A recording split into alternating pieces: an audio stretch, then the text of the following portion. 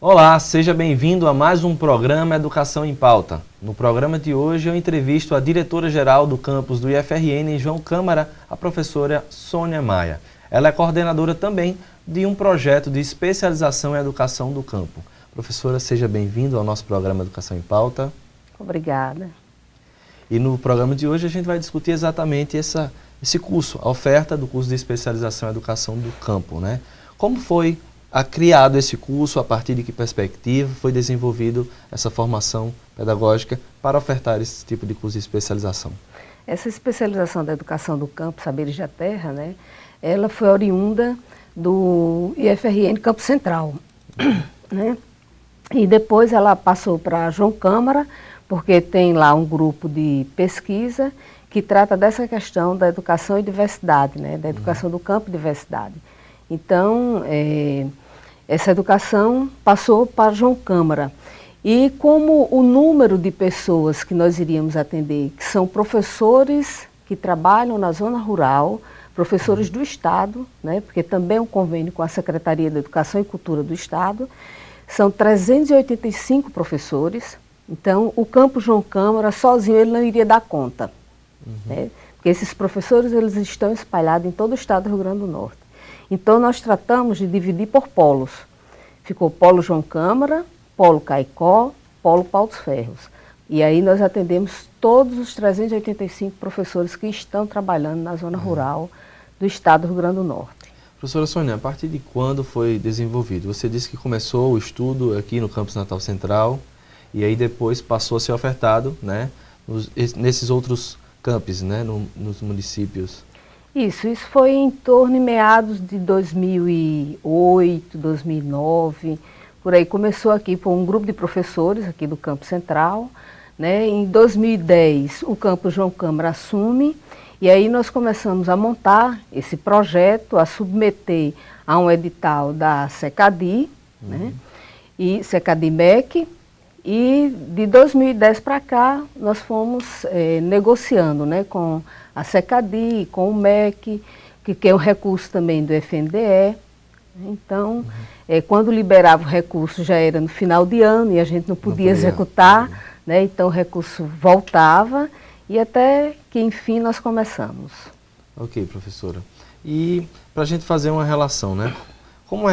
Como foi criado, né, essa modalidade? Quando a gente fala de educação de campo, educação na área urbana, né? Como foi criado então essa oferta de formação a partir dos professores, né? A gente sabe que são os professores do IFRN que ministram aula nesse curso de especialização, mas como foi criada então as disciplinas, a estrutura dessa formação? Isso, a estrutura, o nosso projeto, o nosso PPC, né, que é o projeto do curso, ele é um projeto diferente. Porque nós não trabalhamos com disciplinas isoladas, nós trabalhamos com eixos temáticos, certo? Esses eixos temáticos, eles são ofertados em forma de oficinas. Por quê? Essas oficinas nós tratamos, que nós trabalhamos com a pedagogia da alternância. Então, nós tratamos um eixo temático. Agora, por exemplo, nós estamos discutindo o desenvolvimento socioeconômico e político do campo.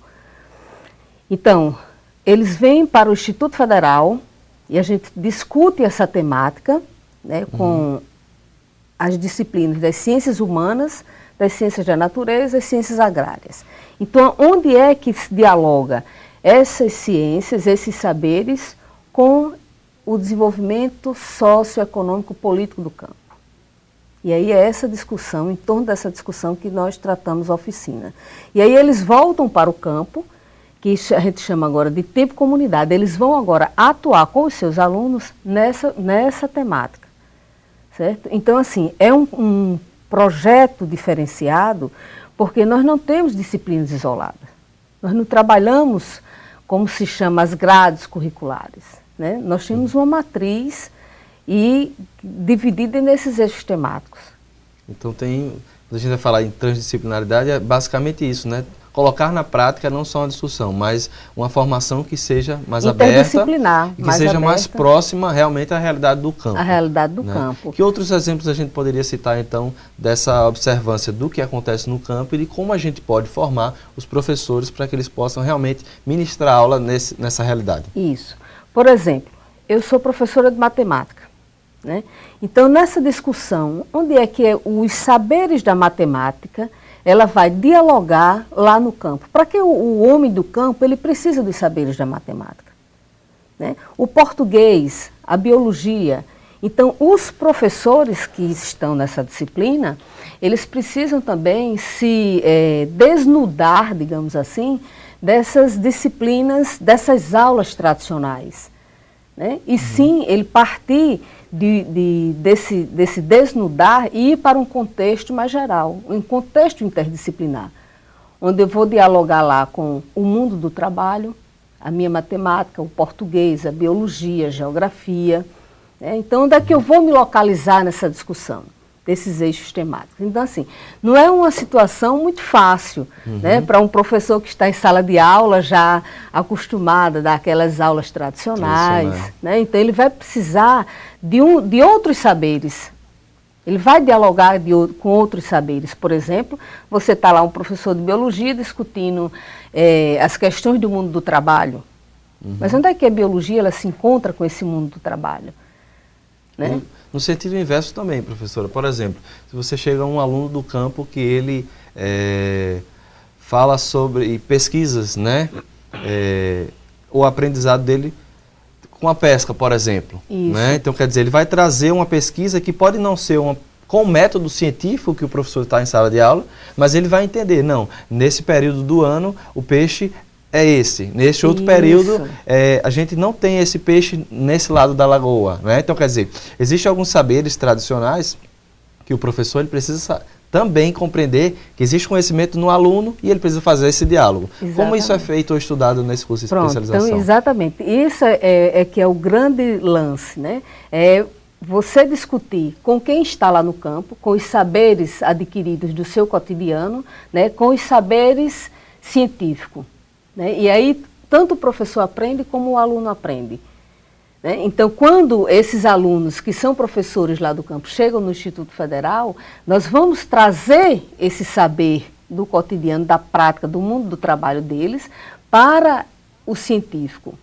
E aí onde entra o diálogo com as referências teóricas, né? Tratadas essa questão da pesca, da biologia, né? De onde é que surge? Por que quando chove as formigas saem do buraco? E aí nós vamos... É uma relação de diálogo de saberes muito importante, onde todos saem aprendendo. Importante isso, né? Fazer essa relação. Professora, se a gente pudesse fazer dialogicamente essa relação entre o ensino no campo e o ensino na cidade, como é que a gente poderia configurar, né, esse contexto, essa realidade no campo, né? Eu diria assim, primeiro que a gente tem que partir do princípio de valorizar o campo, valorizar a vida do campo, né? A gente precisa valorizar no sentido em todo o seu desenvolvimento educacional, tecnológico, para que a gente primeiro consiga fixar esse homem no campo, mas fixar de uma forma onde ele seja valorizado, né? E essa educação do campo, ela se faz de uma forma diferenciada, né? Não é qualquer educação, não é qualquer coisa, porque quem está no campo também não aceita qualquer coisa. Então, nós temos sim que ter um olhar diferenciado para essa educação do campo. Nós temos que ter a educação da cidade já dentro de um outro contexto, do contexto da cidade, né? Que são perspectivas diferentes, né? Mas não menos pormenorizada nenhuma das duas. Tá certo? Então, quer dizer, no campo você vai ter alguns saberes, ou a formação, ou a discussão também de como acontecem as realidades diferentes, né? As realidades Sim. da própria vida urbana, né? Até para que ele possa estar contextualizado com o mundo do trabalho, com esse contexto atual contemporâneo de globalização. Sim. Mas a realidade local ela é sempre colocada, né, com a ênfase maior, não é isso? Com a ênfase maior. Né, com todos os direitos que o homem tem direito, com todos os direitos do homem, né, para sobreviver, né, e se colocar e se posicionar na sociedade. E como isso vem afetando realmente os professores do Estado, né? Como é que eles vêm recebendo, se eles sentem mudança no próprio dia a dia, na sala de aula, quando eles voltam para a própria escola na qual eles atuam? Olha, isso depende. Tem um grupo que já está, que são pessoas que são ligadas aos movimentos sociais, né, que já tem essa educação já corporalizada, né, e tem outro grupo que ainda não estão ainda envolvidos com os movimentos sociais e tem essa dificuldade também. Por quê? Porque eles compreendem, eles chegam no campo, né, e ainda estão assim pensando nessas disciplinas cheias de compartimentos, né, e aí de repente se depara com situações diferentes. Né, se depara que essa disciplina ela faz parte de uma coxa de retalho, que ela precisa dialogar com outros saberes. Né? Então isso, eles se sentem um pouco fora do chão, mas eu diria assim que isso é normal.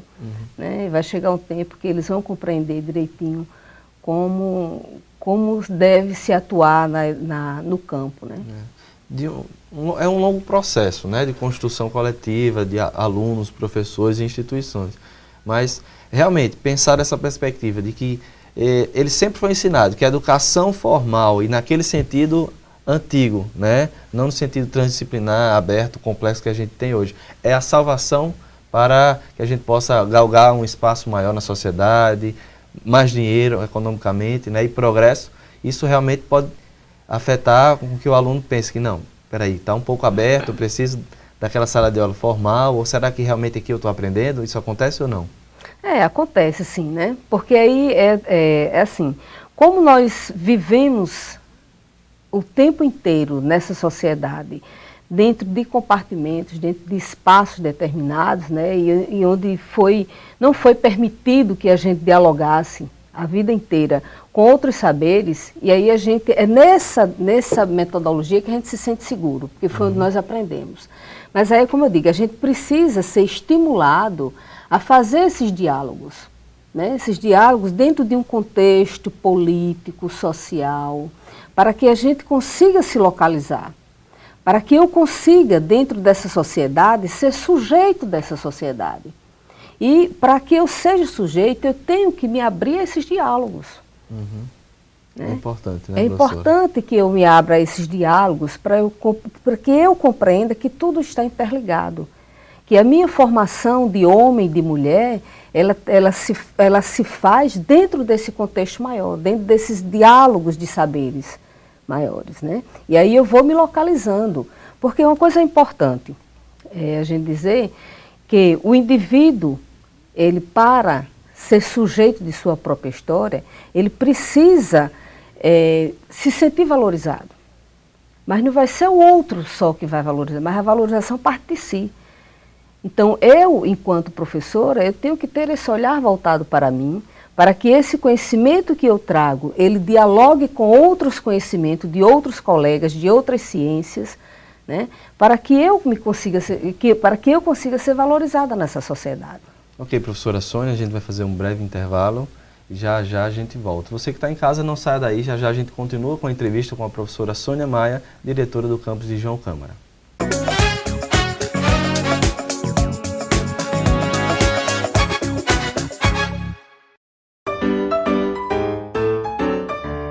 Marina jogou essa garrafa de refrigerante no lixo seco. A garrafa foi apanhada pelo catador João e transformada nesse pote de iogurte. Maurício comprou, bebeu o iogurte e jogou o pote no lixo seco. Aí veio o catador João e ajudou a transformar o pote de iogurte em sacola plástica. Vovó Irene usa a sacola para levar as compras para casa. Depois de usada, a sacola foi para o lixo seco. E junto com outras sacolas, se transformou em mais uma garrafa PET. Você pode fazer o mesmo. Separe o lixo úmido do lixo seco e ajude a construir um mundo melhor. Repense, reaja, recicle. Uma iniciativa do Instituto Federal de Educação, Ciência e Tecnologia do Rio Grande do Norte.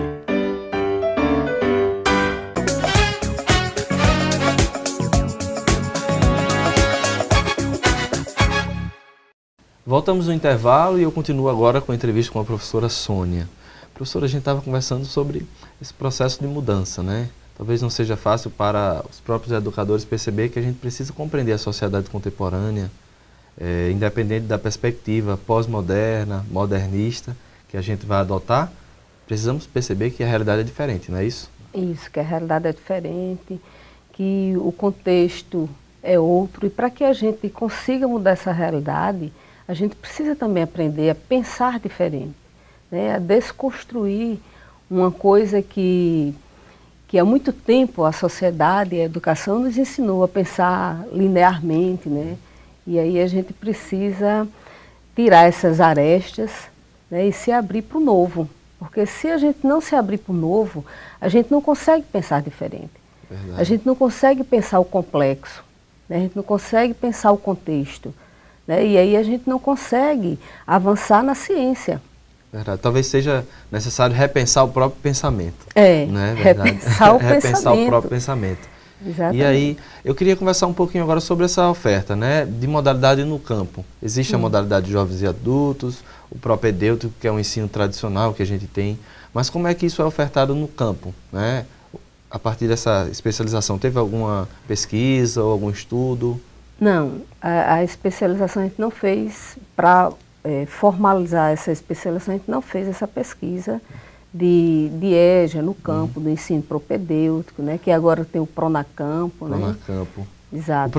O Pronacampo é o Pronatec para o campo, é isso? É, o Pronatec para o campo. Né? Mas, mesmo que não tenha sido feito o estudo, né, os alunos do curso de especialização são professores que atuam nessas modalidades. Que atuam também né? nessas modalidades. E como é que funciona essa troca de experiências quando você está em sala de aula, nesses momentos de interação com os professores? Assim, ainda não deu tempo para a gente fazer esse diagnóstico, porque nós começamos o mês passado, né, essa especialização. O encontro dessa especialização, ela se dá mensal, porque existe o tempo escola e o tempo comunidade, né, que é dentro da pedagogia da alternância. Como é que, então, para caracterizar, para quem está em casa possa entender, como é que funciona então esse tempo escola e esse tempo comunidade. Então, o tempo escola é o momento onde nós estamos no Instituto Federal com eles, né, tratando das questões, discutindo os eixos temáticos de cada encontro, e o tempo comunidade é quando eles saem do Instituto, vão para as escolas rurais, né, as escolas do campo, e vão aplicar as tarefas que nós discutimos. Mas tem uma coisa interessante nessa tarefa, que é uma tarefa dentro do contexto da realidade deles, né, lá do campo. Então, esse é o que a gente chama tempo escola e tempo comunidade. Né? Então, como nós começamos o mês passado com um seminário fundacional, onde nós nos passamos reunidos 2 dias, né, e realizamos com eles, explicamos para ele toda a formatação da especialização, passamos um diagnóstico, eles voltaram para o campo, né, para as escolas, aplicaram o diagnóstico, vão trazer esse diagnóstico agora para a gente, né, o nosso próximo encontro, e nós vamos discutir dentro do eixo temático esse diagnóstico. Então, como funciona?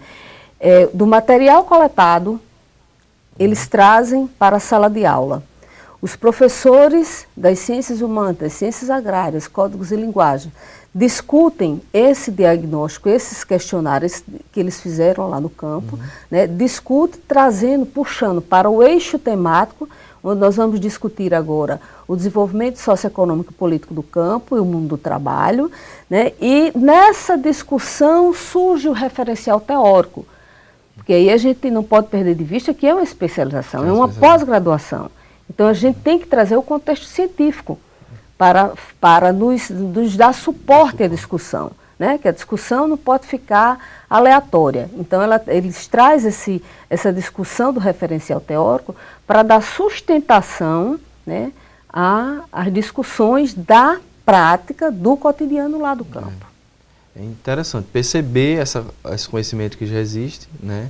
Porque muitas vezes o que a gente faz? A gente joga teoria e aí pressupõe que a prática ela pode acontecer tanto dentro da escola como fora. Né? Mas aí a gente conhece a prática, experimenta a prática durante o processo pedagógico dessa especialização e depois contextualiza com faz o tratamento no tempo escola, né? Tempo escola. Diga assim, faz o tratamento, é onde vai se dar agora a construção do conhecimento. Importante. Né? Porque você traz da sua prática, dos que é corporalizada, né? E você vem junto com os professores do Instituto fazer esse tratamento do conhecimento, é a construção do conhecimento dentro de um suporte teórico. Né? Então, se eu estou lá, se eu sou professora das ciências agrárias, puxo a discussão do diagnóstico que eles trouxeram para a sala de aula, né? Dentro dos conhecimentos das ciências agrárias, agora que suporte teórico eu tenho para oferecer. Já que a gente está falando de ciências agrárias, professora, como é que funciona essa relação? Ou se existe dentro dessa perspectiva de ensino, essa dualidade entre o campesinato e o agronegócio? Como é que esse professor, né, ele pode colocar, talvez, alunos desses professores do Estado estejam trabalhando, envolvidos, talvez eles se percebam em um projeto até de vida. Não, eu quero ser um dono do meu próprio negócio do campo, ou eu trabalho para um proprietário, né? Como é que a gente vai formar esse tempo pedagógico, não do professor agora dentro dessa especialização, mas para que esse professor que esteja cursando a especialização, ele entenda que o aluno lá, no final desse fio condutor, né, ele tem um tempo de trabalho, tem um tempo de escola, às vezes ele deixa de lado o tempo de escola e precisa trabalhar para poder ajudar no sustento. Como é que funciona esse processo? Isso, é por isso que o currículo ele é diferenciado.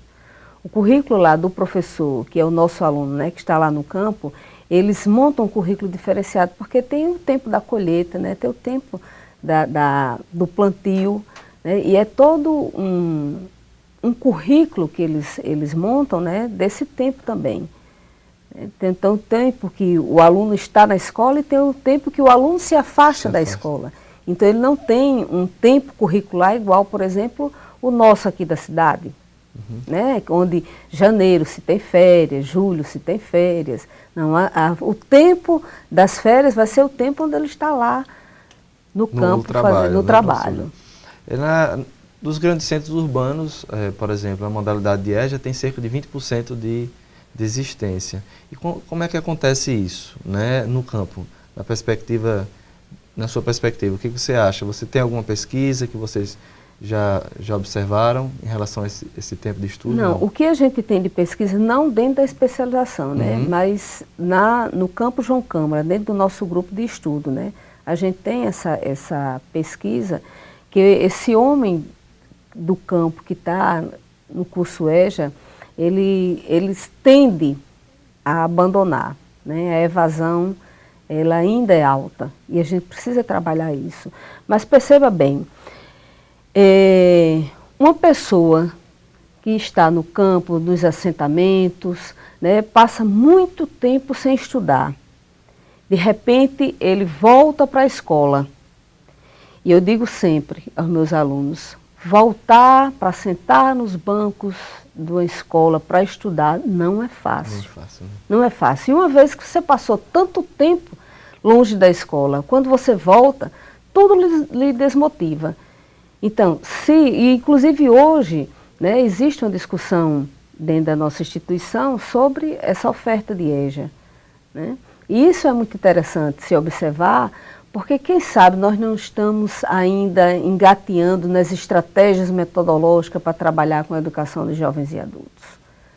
Né? Algo a se pensar, porque você parte do princípio da motivação. Primeiro ponto que você tem que se fazer, motivar essas pessoas. Né? E como você vai motivar? Vai ser com bolsa, com... Né? Ou talvez até entender um pouco mais dessa realidade, como o próprio projeto do campo, não é isso? Então existe um projeto para... É um pouco disso que vocês estão estudando, esse projeto de educação para o campo. É outra realidade, né? Outro contexto socioeconômico cultural. Então o ProEJA também, lógico, tem especificidade de ensino, mas talvez falte aí professores qualificados para esse tipo de... É algo motivacional, né? Algo que faça com que essa pessoa que está muito distante da escola, ele se sinta encantado com a escola novamente. Então, como a escola vai reencantar essa pessoa, né? Okay. Então, isso é muito importante. Professora, o conceito de identidade é um conceito muito caro para a ciência, né? Existem vários teóricos que vão trabalhar com esse conceito. Mas se a gente pudesse criar, qual seria a identidade? Ou como esses alunos e professores que estão inseridos na educação do campo, como é que eles se percebem dentro desse processo educativo? É engraçado, a gente teve uma palestra sobre essa questão de identidade cultural, né? E eu falava para eles o seguinte, que quem está lá no campo precisa compreender a sua identidade cultural. Não é estar no campo e olhar para a cidade. mas você estar no campo e olhar para o campo, dizer eu estou aqui no campo, e se voltar para as questões culturais do campo e valorizar essa questão cultural do campo, porque isso é que vai fortalecer a sua identidade. E a gente sabe que uma sociedade que tem uma identidade cultural forte é uma sociedade que sabe se organizar, que sabe fazer suas reivindicações, que sabe se portar enquanto sujeito de sua própria história. Né? Então isso é muito importante, inclusive existe um eixo temático na discussão da especialização sobre a questão da cultura, da identidade cultural local. Uhum. Você falou que existe um certo movimento, né, dos próprios, talvez, professores ou alunos, quem sabe alunos dos próprios assentamentos do MST, eu não sei se acontece isso dentro desse ensino campo, mas existe tanto do núcleo de pesquisa de João Câmara como de professores, alguma... Sim, o MST é um grande parceiro nosso lá em João Câmara, né? Nossos alunos, tem muitos alunos do MST, né, e que eles têm uma contribuição fantástica para dar para a gente. Ele tem muito aqui nos ensinar desse viver cotidiano do campo, né, que são os lutadores, os batalhadores do campo. Né, e isso é muito interessante, é muito bom, né, que eles estejam conosco, porque a troca de experiência é enorme. Né, eles têm uma metodologia totalmente diferente de educação, né, e nós aprendemos muito com esses movimentos sociais. Professora, como a gente conversou que é ofertado também no campo de João Câmara, Pau dos Ferros e Caicó. Como é que funciona essa oferta? Existem disciplinas para cada um dos campos ou um aluno ele precisa ir em cada um para... Não, tudo acontece ao mesmo tempo. Então cada campus tem sua autonomia. As disciplinas, elas acontecem em um e no outro e consequentemente... Tem assim a sua autonomia, mas é tudo planejado, né? O planejamento se dá todos os professores juntos, desses 3 campos, né? Se dá de uma forma integrada, né? E as áreas de conhecimento também são as mesmas. São as mesmas. Né? E se dá também, eu sabe, é tudo a mesma metodologia. Né? Tudo... Outra pergunta são ofertadas em 3 municípios, né? Então são apenas 3 municípios de todo o Rio Grande do Norte. Existem alunos que vêm de municípios vizinhos para assistir em João Câmara? Isso. Como é que funciona porque isso? Esses 3 municípios, porque são municípios estratégicos, né? Mas, por exemplo, João Câmara, a gente atende ali Parazinho, Poço Branco, de toda a região do Mato Grosso. Foi dividido por região. Né? Pau dos Ferros atende lá os municípios ligados à DIRED, né? De Pau dos Ferros. Caicó, da mesma forma. Então, de forma que nós estamos atendendo todos os municípios do estado. Então, estrategicamente foi posicionado, Foi né? posicionado, foram escolhidos estratégias. João Câmara, porque a coordenação do curso está em João Câmara, né? Até pelo grupo de pesquisa, pelo grupo de pesquisa, né, que está em João Câmara, e aí precisa funcionar em João Câmara um grupo. Né? Então, João Câmara está como um polo. E Caicó e Pau dos Ferros. Ok, professora. Outra pergunta. Que outros projetos ou pesquisas são realizados a partir desse grupo de pesquisa de João Câmara? São específicos para o estudo no campo? Não, nós temos outras linhas de pesquisa também, sobre formação de professores, né? Nós também temos uma outra linha de pesquisa que trata sobre lazer, qualidade de vida e autoformação humana, né? Que é essa que eu estou nessa linha de pesquisa, onde nós desenvolvemos vários outros projetos. Né? E tem esse do campo da diversidade, da educação e diversidade, que é o professor Márcio, que está nessa linha de pesquisa, e nós trabalhamos conjuntamente, na verdade. Até porque, né, a formação humana é uma questão, né?